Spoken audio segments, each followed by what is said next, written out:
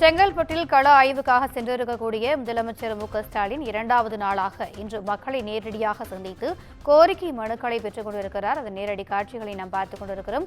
கூடுதல் விவரங்களை எமது செய்தியாளர் சிவகுமார் வழங்க கேட்கலாம். வணக்கம் சிவகுமார், முதலமைச்சரினுடைய இந்த கள ஆய்வு குறித்தான கூடுதல் விவரங்கள். நிச்சயமாக வணக்கம் திவ்யா. இன்று இரண்டாம் நாளாக முதலமைச்சர் செங்கல்பட்டில் மக்களை சந்தித்து மனுக்களை பெற்று வருகிறார். அதாவது சாலை மார்க்கமாக நடந்து வந்தபடியே மக்களிடம் கைகளை அசைத்தபடியும் வணக்கத்தை தெரிவித்தும் அவர்களது மக்களின் கோரிக்கை மனுக்களை பெற்று வருகிறார்.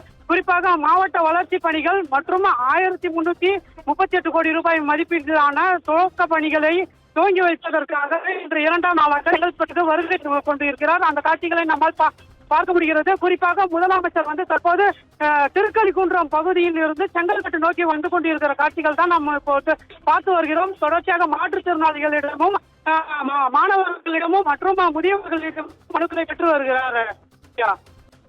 கூடுதல் விவரங்களுக்கு நன்றி சக்திவேல்.